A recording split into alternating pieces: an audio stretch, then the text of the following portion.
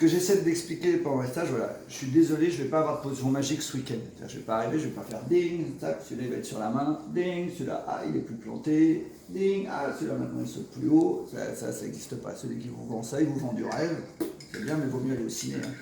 Il y a plus de chances de rêver pendant une heure. Ouais, en plus c'est fermé en ce moment et je ne vais pas remplacer. Non, mais ça ne marche pas comme ça. La progression, je suis désolé, mais ça ne marche qu'avec du travail. Voilà, c'est toujours lié, progression est liée à du travail. Il y a du travail en quantité, oui, mais surtout en qualité. Voilà, si on travaille comme un âne, mais pas bien, ça ne sert à rien. Si on travaille bien, même un peu, enfin, c'est voilà. Alors travailler bien, c'est pas travailler trop peu. Si on travaille trop peu, on ne travaille pas bien, parce qu'on ne travaille pas assez. Mais surtout en fonction du choix. Alors c'est là où je veux en venir, c'est que du coup, vous avez choisi un sport qui est top, mais qui est un sport complètement à part. Voilà. C'est-à-dire que quand moi on me parle que je suis un sportif de haut niveau, ça fait plaisir à l'ego, c'est bien pour avoir des financements de la jeunesse et sport, mais moi le sportif je suis assis dessus, je pense. Alors je dis pas qu'il n'y a pas j'y reviendrai plus tard, je suis même assez dur avec les capables, je peux être assez exigeant parce que je pense qu'à partir du moment où on a une exigence avec le cheval, on doit l'avoir avec soi-même, sinon c'est dégueulasse quoi. Enfin, je veux dire, c'est le prof de gym, obèse, assis sur un truc et on court, on marche, allez, bougez mon cul. Voilà, c'est le mec qui est pas clair. Enfin, au moment ça va bien. Alors, pour faire l'école à la gym de base, je veux bien, pour entraîner des jeunes à faire de la compète, le gars il n'est pas crédible quoi. À un moment, faut, enfin, vous voyez ce que je veux dire, c'est la même chose quoi. Comment il va vous motiver, comment il va vous. Enfin, voilà, c'est. Donc, voilà. Et donc, à chaque fois, ce que j'explique, c'est que voilà, c'est un sport spécifique pour deux choses. D'abord, c'est le seul sport individuel qui se pratique à deux. C'est-à-dire que vous êtes dépendant de votre cheval. Alors ça, on peut avoir ça à autre chose. La voile, la moto, le vélo. Hein, si le vélo, il ne marche pas, ça ne va pas. Par contre, nous, on a une spécificité là-dessus. Voilà, le coureur à pied, c'est que lui, quoi, à part les baskets, mais bon, globalement... Mais nous, on a une vraie spécificité, c'est-à-dire c'est le seul sport qui se pratique, individuel qui se pratique à deux, et surtout, on est le seul sport à fabriquer l'outil de travail. Voilà, il n'y a que nous. Il n'y a que nous qui faisons ça. Donc, ce qui fait que c'est complètement spécifique et complètement différent des autres sports. C'est-à-dire que la performance est forcément liée. Alors, on pourrait prendre ça par rapport au sport mécanique. Si Schumacher vous mettez dans une de chevaux, il ne va pas gagner un Grand Prix de Formule 1. Mais ça reste de la mécanique et il peut mettre des mécaniciens qui s'occupent. Et en gros, quand il y a un réglage, il range la voiture, il ressort la voiture, le réglage est en place. Nous, en plus, on fabrique un outil de travail qui est du vivant. Donc, on part 15 jours en vacances, on revient, on recommence. Donc voilà. Ça veut dire qu'il y a deux cavaliers pour moi. Et dans les stages, c'est ça ce qui m'intéresse, c'est qu'il y a un cavalier. C'est, on va dire le cavalier, on peut le résumer, si on parle de compétition, c'est le pilote. Le cheval, il est comme il est, on s'assoit dessus, on ajuste de rêne, on met ses deux jambes et on l'utilise comme il est. Voilà, on tourne à droite, on tourne à gauche, on a une reprise de dressage à faire ou un parcours de concours à faire. Voilà, il est petit, il est grand, il est mou, il est dur. Voilà, là on a un cheval, il est comme il est. Alors là, il y a du feeling, on s'adapte au cheval. Voilà, faut essayer de ressentir comment il fonctionne et on l'utilise comme il est, au mieux. Voilà, c'est le boulot du pilote. Jour J à leur âge, par exemple, c'est le jour de la compète. Vous êtes un pilote, le cheval il est comme ça. Vous n'allez pas le transformer en 20 minutes, c'est comment on va l'utiliser au mieux tel qu'il est pour faire la performance qu'il y a à faire dans les médias. Ça, c'est le pilote. Voilà. Alors ça se travaille en répétant des reprises, en répétant des parcours, c'est des automatismes, mais ça, en gros, on va dire que c'est l'expérience de pratique. C'est-à-dire, plus vous allez monter à cheval, plus vous allez sauter des barres, plus vous allez faire du dressage, plus vous allez choper des automatismes, plus vous allez monter des chevaux différents, plus vous aurez facilité à vous adapter à des chevaux différents, plus vous aurez monté le vôtre régulièrement, plus vous connaîtrez le mieux. Voilà, alors selon ce qu'on fait, voilà, faut à la fois son cheval, quand on le connaît bien, ça a des avantages parce que comme on le connaît, on l'interprète mieux. Des fois, le connaître, c'est aussi un travers parce qu'on a du mal à le monter comme il est, on le monte comme il était. Ah oui, d'habitude il fait ci, d'habitude il fait ça. Ouais, enfin, d'habitude, vous êtes chiant le matin, et ce coup-là, vous étiez de bonne humeur. Bon, voilà, votre cheval, il est pareil. Donc, il y a cette adaptation, donc c'est pilote. Donc, c'est du boulot, c'est tout. Et puis après, alors là, il y a une autre partie, et c'est ça ce qui m'intéresse le plus, c'est que vous êtes forcément, compte tenu de votre sport, vous êtes un entraîneur. L'entraîneur, votre cheval. Voilà, parce que le pilote, il utilise ce qu'il a, mais après quand on rentre à la maison, il tirait, machin, j'ai beau essayer de piloter, j'ai pas pu tourner, et il a dérobé, il trotte pas encore assez, tout. Là, on rentre à la maison, le pilote, il se calme, et là, c'est l'entraîneur qui rentre en ligne de jeu. Ou alors, le pilote devient au service de l'entraîneur. C'est-à-dire que là, du coup, on rentre, ben voilà, qu'est-ce qui n'a pas été ce week-end, c'est quoi les points qu'il faut améliorer, qu'est-ce qu'a fait mon cheval, qu'est-ce qu'il n'a pas fait mon cheval, voilà, après la palette, elle est large, parce que l'entraîneur, du coup, on sens large du terme.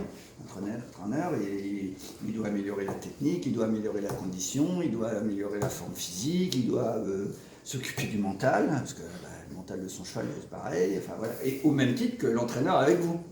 Et l'entraîneur à pied, moi, mon rôle là, c'est pareil, j'ai un rôle d'entraîneur pour le gars qui est assis dessus, et j'ai un rôle d'entraîneur pour le cheval. Pareil, c'est aussi une doublette pour le gars qui est à pied. C'est-à-dire que nous, on joue à ça, c'est typique, moi, à un moment, je vois bien mon cavalier, tiens, ce qu'il lui ferait bien, c'est de bouffer des parcours et enchaîner tous les jours. Ah oui, mais enfin, le cheval, je ne peux pas lui faire enseigner tous les jours, alors on enchaîne un peu pour le mettre, mais le cheval, lui, voilà, donc c'est ce jeu-là, et c'est ce que vous avez. Et c'est ça qui est passionnant, c'est ça qui est intéressant, c'est ça ce qui fait que notre sport, il est différent.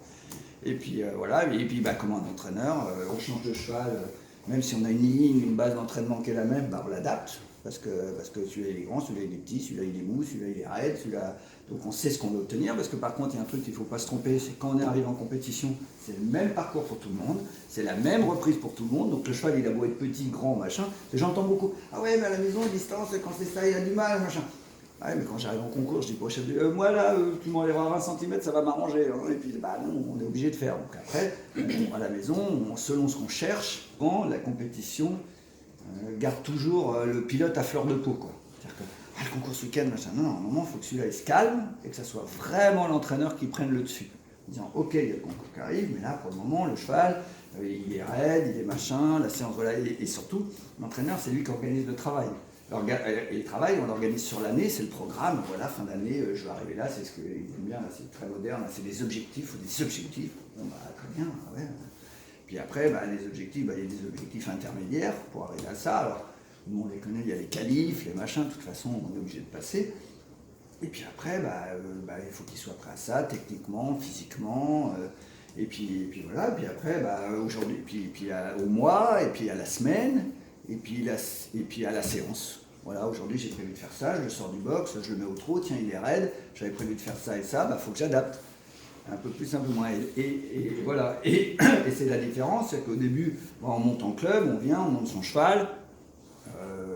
Le cheval, entre guillemets, on s'en fout, quoi. C'est le moyen de travailler le cavalier. Mais là, c'est différent, c'est qu'on travaille le cavalier et le cheval. Donc la séance, même si on a une idée de ce qu'on veut faire, c'est comme on en est, comme avec un entraîneur ou comme un prof avec ses gamins. Foutre une interro ou une leçon compliquée le vendredi soir, c'est pas très malin, quoi. Il y a des chances que ça décroche. Le lundi matin, en première heure, pareil, mettre un truc. Et voilà, on sait que fin de semaine, les gamins, ils commencent à être cuits, on va plutôt faire ça. Lundi, il faut mettre en route. Vous voyez, il y a un feeling. Et en plus, vous avez une chance, c'est que vous n'en entraînez pas 15, ou 20, ou 30. Vous n'avez pas 30 dans la classe. Donc, forcément, ça peut être à la carte. Donc, il faut que ça soit à la carte. Voilà. Après, c'est difficile parce qu'il faut tenir compte de tous les chevaux que vous avez montés avant, tous les chevaux que vous avez eu dans votre carrière, ils vous ont appris plein de choses. Mais c'est un nouveau cheval. Il n'est pas pareil, il ne réagit pas pareil, il a ses différences. Donc moi, dans les stages, c'est ça, c'est-à-dire que j'interviens sur deux personnes, à la fois sur le pilote, parce que forcément, c'est le pilote qui utilise le cheval, mais je m'adresse à l'entraîneur. Et l'entraîneur, il doit avoir un recul qui est différent. Le cheval, il ne fait pas ça, mais je mets tel et tel exercice en place et ça va venir. C'est exactement ce que je vous ai dit au début. Je n'ai pas de baguette magique. C'est-à-dire que si le cheval il a du mal à faire tel ou tel exercice, est-ce que c'est un problème de raideur ou est-ce qu'il lui manque un peu de force si c'est ça, on va faire tel ou tel exercice qu'on va mettre en place qui vont petit à petit lui donner la souplesse ou la force de faire ça. Maintenant, est-ce qu'il va falloir une semaine, 15 jours, un mois ou 6 mois? Ça dépend où il en était. Moi, je prends l'exemple pour moi, si demain on entreprend d'essayer de me faire de la gym et on me dit, pour faire de la gym à bon niveau, il faudra qu'à un moment tu arrives à faire le grand écart. D'accord, vaste programme. Déjà, on va commencer à essayer que je touche mes pieds, ça sera déjà pas mal. Enfin, il va y avoir une progression. Si le gars il prend, il dit il faut que tu arrives à faire le grand écart, et il dit qu'en une semaine il va me faire le grand écart, il y a peu de chances que ça arrive. Il va me faire mal, il va me dégoûter, voire il va même m'esquinter. On va pas arriver. Donc il va falloir faire un programme en fonction de mon niveau. Si on prend ma gamine, oui, une semaine on va y arriver, c'est normal. Donc vous voyez, il y a une adaptation du programme. Et je ne vais pas y arriver, pas parce que je suis feignant ou que je ne veux pas. C'est que à mon âge, je suis raide, je suis machin, donc c'est forcément plus dur. Vous voyez ce que je veux dire? Maintenant, si à ma fille, on lui demande de déplacer, elle a 5 ans. Si on lui demande de déplacer des parpaings, elle va avoir du mal. Moi, je vais avoir beaucoup moins de mal. La force pour faire ça, je l'ai, donc ça va aller. La fille va faire de la muscu avant qu'elle déplace. Vous voyez ce que je veux dire? Donc chaque cheval, c'est exactement pareil. J'ai pris de l'expérience petit à petit. Alors, l'expérience, c'est très bien, ça rend service, mais ça a aussi un inconvénient, c'est-à-dire que je m'aperçois que beaucoup de cavaliers, petit à petit, vous devenez de plus en plus malins. Profitez-en. Voilà. Ça va pas durer. Vous devenez de plus en plus malin. Donc ça, c'est très bien. Être malin, c'est l'expérience, c'est-à-dire qu'on arrive à sortir. Mais moi, souvent, mon boulot, c'est d'essayer de vous rendre intelligent. Il y a une vraie différence entre être malin et intelligent. Est-ce que vous savez laquelle? Enfin, en tout cas, en ce qui concerne les chevaux. C'est quoi la différence pour vous entre quelqu'un de malin et quelqu'un d'intelligent? L'intelligent va mettre en place quelque chose pour réussir à l'objectif, le malin va contourner le problème pour... Ouais, alors je vais schématiser, c'est simple. Quelqu'un de malin, il sort de la merde. Quelqu'un d'intelligent, il s'y met pas. Vous voyez, l'approche qu'à cheval, c'est assez flagrant. Ça va vous parler tout de suite, vous allez vous voir à cheval, vous imaginez. C'est-à-dire que tu arrives, l'abord il est pourri, je suis la gueule dedans, je suis le biais, machin, et là, je tire, je mets le truc, et je suis de l'autre côté quand même. Ah voilà, là j'étais plutôt malin. Alors des fois, là, pas malin, on refuse, et puis il y a des coups, le coup de tonique, puis voir même les gens, regardent, oh putain, t'as vu, cavalier, ouais. Pour moi, il est malin, c'est de l'expérience, il a tiré, bon, très bien. Il faut toujours un peu de chance pour être malin. Voilà, mais pour moi, c'est pas un cavalier intelligent. Puis il y en a un autre qui vient, le bon virage, le bon galop, en ligne, le bon équilibre, et puis, il a un bon cheval, celui-là, il a l'air facile à monter. Non, mais vous voyez, c'est injuste, hein. Mais c'est souvent ça. Vous voyez ce que je veux dire? Il y a un malin intelligence. Et moi, un peu le rôle en main, et souvent, plus on est malin, plus comme on arrive un peu à arranger, il y a un peu de poids, mais on fait avec, il ne se plie pas trop, on fait avec, on n'a pas... Vous voyez, ça permet de pas complètement résoudre les problèmes, mais on s'en sort quand même. Mais sauf qu'à un moment, comme vous êtes des compétiteurs, on est insatisfait, on monte de niveau. Et ce qu'on arrive à bidouiller là, le niveau au-dessus, ça ne me fait plus. Vous voyez, c'est sauter. Je prends des exemples au mauvais, c'est... le cheval il saute pas très bien les trous, donc comme on a un peu de métier, moi un cheval qui saute pas les trous, si vous me le donnez jusqu'à un certain niveau, je vais sauter les trous sans problème, il va pas les voir. Je vais suffisamment venir au bon moment, accrocher un petit peu la tête, machin, avoir mis le bon galop, tac, il va les voir, c'est trop tard, il est de l'autre côté. Sauf que je vais arriver en Pro 3, et le compte chef de piste, il va avoir mis vertical, une foule les trous. Là, je suis foutu. Alors j'ai sauté les trous pendant des années sans problème parce qu'ils étaient isolés.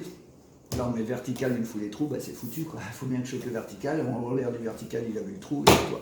Donc à un moment, il faut que j'arrête de sauter les trous parce que je lui cache. Il faut effectivement que je lui apprenne vraiment à sauter les trous dans la confiance et qu'il les saute bien parce qu'à un moment je vais le payer. Voilà, on sait c'est le gars qui dit combinaison, moi si je rentre pas, si je fonce pas, il sort pas. Bah oui, enfin à un moment quand le gars il a combinaison, ça va être deux verticaux, comment on fait quoi. Enfin, vous voyez ce que je veux dire, voilà. Donc l'idée c'est ça. Donc, et du coup, pour devenir intelligent, c'est beaucoup de travail et c'est justement un peu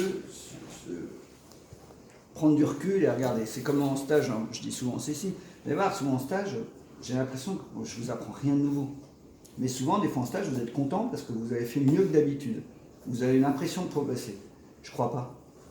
Je crois que vous allez simplement monter à votre niveau.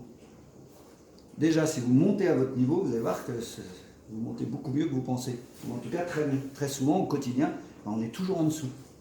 Enfin, souvent. La preuve, je vais vous faire un truc, vous n'arrivez pas. Fais gaffe là. T'as vu, t'as pas bien tourné, t'as pas machin, t'étais pas le droit, recommence. Et hop, ça se passe bien. Est-ce que je vous ai appris quelque chose? Non, rien du tout.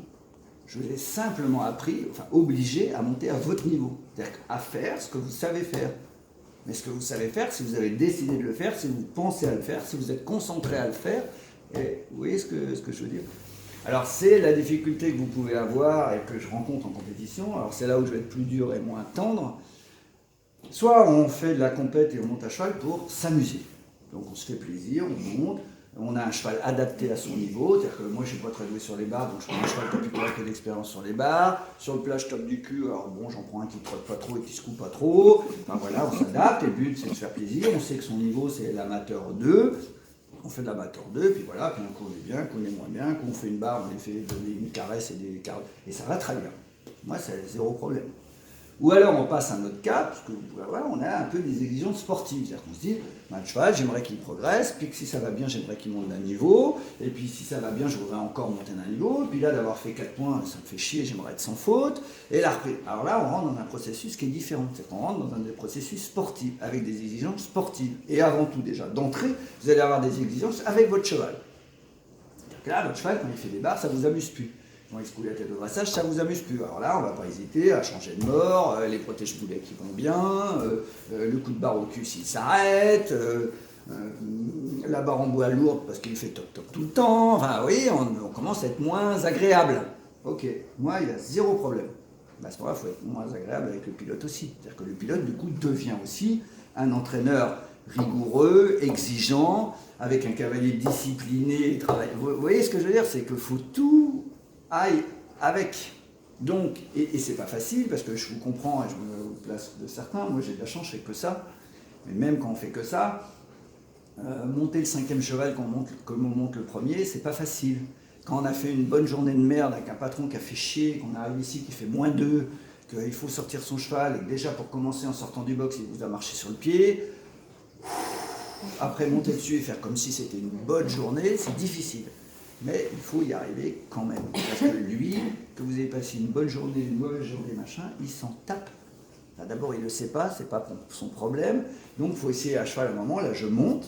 Et là, je suis dans un moment de sport. C'est-à-dire là, je veux que ça marche. Donc, je veux que ça aille le week-end. Je veux que ça aille le mois prochain. Je veux que la saison soit bonne. Donc, toutes les séances, tous les jours, il faut s'obliger à avoir une exigence. C'est comme en cours, on peut glander et réviser une semaine avant l'examen.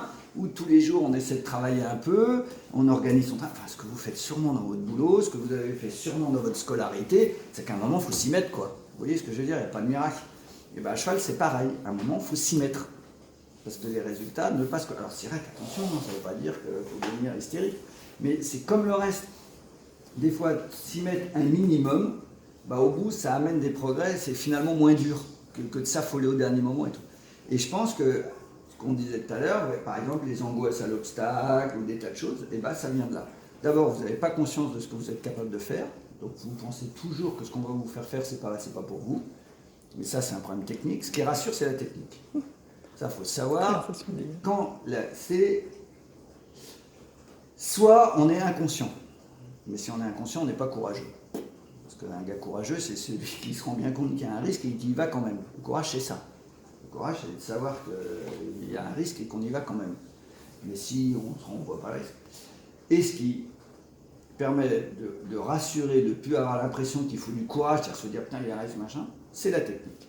C'est-à-dire que si on maîtrise techniquement, bah après, le reste, c'est voilà. Essayez de vous repenser à cheval, si vous avez l'impression que vous pouvez sauter, si vous avez l'impression que vous pouvez freiner, que vous pouvez accélérer, que vous pouvez tourner, enfin en gros, que vous gérez ce qui se passe, déjà, il y a 80% des angoisses qui disparaissent. Ça veut dire que, alors vous y arrivez bien sur le plat, mais c'est pour ça que c'est pareil, c'est que ce qui va toujours vous rassurer, c'est la technique. C'est-à-dire qu'à un moment, il faut se focaliser sur la technique, et c'est la technique en plus qui donne le résultat. L'obstacle, on le saute bien, si on est bien droit, bien en ligne, dans le bon galop, dans le bon machin, on va aller de l'autre côté, hein. C'est évident. Par contre, si on sort du virage et qu'on dit il faut que j'aille de l'autre côté, il faut que j'aille de l'autre côté, et qu'on pense à l'obstacle, là on s'est gouré. C'est-à-dire qu'il faut descendre et mettre le cheval sur le dos. Et ça, c'est le problème du cheval. Il est où l'obstacle, il faut que je saute, il faut que je saute. Ça, c'est son problème, parce que c'est effectivement lui qui va le sauter. Vous n'allez pas le sauter. Vous avez reconnu, vous connaissez le parcours et vous savez ce qu'il va avoir à faire. Donc votre travail, c'est effectivement tout ce qui concerne avant le saut. Et après le saut pour aller au suivant. Vous voyez ce que je veux dire? C'est vous. Voilà. Donc ça, et très souvent, ce qui se passe, c'est le souci, c'est pourvu que je ne fasse pas des barres, là c'est sûr vous allez coucher la piste. Pourvu que celui-là il me fait peur, là, pourvu que je le saute, là c'est sûr vous êtes planté, il n'y a même pas photo. C'est il faut que je saute. Non, qu'est-ce qu'il faut que je fasse pour pouvoir le sauter? Pourquoi ce truc-là il m'inquiète? Parce qu'il est large, et mon cheval il a le problème sur la largeur. Ah bon, mais il ne saute pas du tout les obstacles. Ah si, il les saute. Mais bon, oui, si tu n'as pas le bon galop, si tu n'as pas l'amplitude et tout, c'est vrai, mais si tu as le galop, si tu as l'amplitude, donc certes, ça ne va pas être un problème. Ah bah non, bon, voilà, il faut être obsédé par ça. Alors là, c'est facile, on en parle là, c'est pour ça que c'est bien, là, après au milieu de la carrière, c'est plus la même musique. Mais j'ai pas d'autre solution. La solution, elle n'est que là. voyez ce que... Et c'est que ça, parce que si le cheval... Vous voyez, les conditions sont... Alors, c'est pas facile, parce que c'est ce que je disais tout à l'heure, c'est pas une moto. C'est-à-dire qu'une moto, si on n'a pas appuyé sur le bon bouton 10 fois, ça marche pas. Puis la 11e fois, on appuie sur le bon bouton, ça marche. Bon, bah ça, c'est bien. Le cheval, c'est un peu plus compliqué que ça. Si vous n'avez pas appuyé sur le bon bouton 10 fois et que la 11e fois vous appuyez sur le bon, ça ne va pas pour autant marcher parce que comme ça fait 10 fois que vous n'êtes pas sur le bon bouton, lui, donc en plus, il est comme vous, il faut l'adapter. Lui aussi, il peut être obsédé par quelque chose, etc., etc. Donc, dans les stages où j'essaie, c'est de revenir sur la base, sur la technique, et c'est exactement ça.